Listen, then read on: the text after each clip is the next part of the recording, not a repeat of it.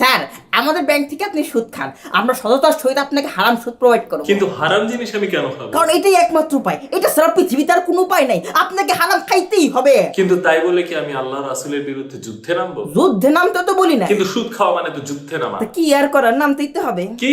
মানে উপায় তো আর নাই, পারলে ব্যাংকিং সিস্টেম বাদ দিয়ে দেখান। ব্যাংকিং সিস্টেম বাদ দিতে হবে না, আমরা আছি তো, আমরা আপনাকে হালাল সুদ প্রোভাইড করব। সুদ আবার হালাল হয় নাকি? জি, এই যুগে তো সবকিছুরই হালাল ভার্সন আছে, হালাল ভার্সন ছাড়া চলা যায় নাকি? যেমন? যেমন হালাল জেনা। হালাল জেনা আবার কি? ধরেন আপনি একটার জন্য বিয়ে করলেন, পরদিন সকালে তালাক দিয়ে দিলেন, মাঝখানে মোহনা তার পারিশ্রমিক হয়ে গেল, আর আপনারও হালাল জেনা হয়ে গেল, যা আপনাকে মানসিক শান্তি দিবে।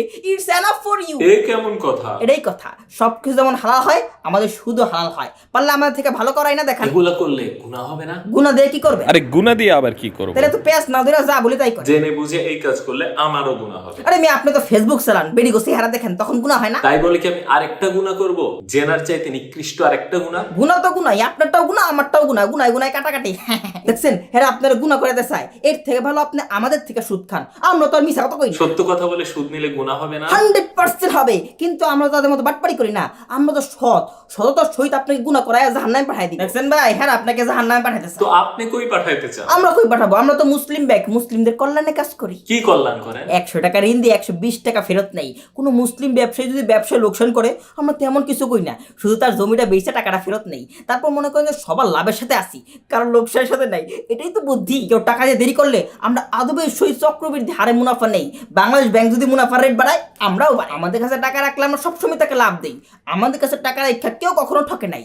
আমরা ব্যবসার আগেই লাভের রেট বলে দিতে পারি। এগুলো কল্যাণের কাজ না? এইটার নামই তো সুদ। এটা আবার ব্যবসা হইলো কেমন? আরে আমরা তো মুসলিমদের সাথে ব্যবসা করি, মুসলিমদের সাথে ব্যবসা করলে এটা সুদ হয় নাকি? ও আচ্ছা, তার মানে আপনারা কেবল মুসলিমদের রক্ত চুষেই খান। আরে মিয়া, আপনি তো বেশি কথা কন। আর এটা তো অ্যাটলিস্ট মুন্দের ভালো, তাই না? আপনি পারলে ব্যাংকিং সিস্টেম বাদ দিয়ে দেখান। আপনি পারলে আমেরিকার প্রেসিডেন্ট হয়ে দেখান। মানে? আমি সিস্টেম বাদ দেওয়ার কে? আপনারা ভুল করবেন, আপনারা দুর্নীতি করবেন, অন্যায় করবেন, আর আমি যদি ধরাই দেই সেটা আমার দোষ। এটাই তো, আমি তো আপনার পক্ষে। সুদ খাওয়া দরকার নেই, সুদ কেউ খায় নাকি?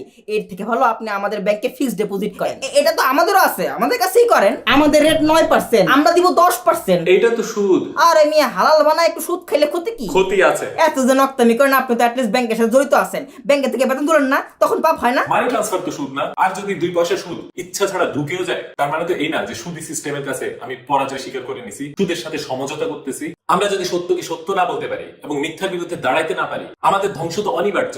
আর যদি আজকে থেকে আমরা প্রস্তুত হই, এই বছর না হোক, পরের বছর না হোক, 100 বছর পরে হইলেও তো একদিন সমাধান আসবে ইনশাআল্লাহ। মুরুদ নাই 2 পয়সা, আবার আসছে মুসলিম ব্যাংকের বিরুদ্ধে কথা। হারামকে হারাম জেনে খাইলে আপনি হন গুনাহগার, আর যদি হারামকে হালাল বলেন আপনি হন কাফের।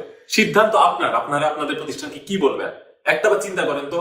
মদের সাথে যদি অন্য খাবার মিশাই দেয়, তার মানে কি মদ হালাল হয়ে যায়? তাইলে আপনি বলেন আপনাদের প্রতিষ্ঠান যেখানে সুদের সাথে মিশ্রিত, সেটা কিভাবে হালাল? ভাই এর কথা বাদ দেন তো।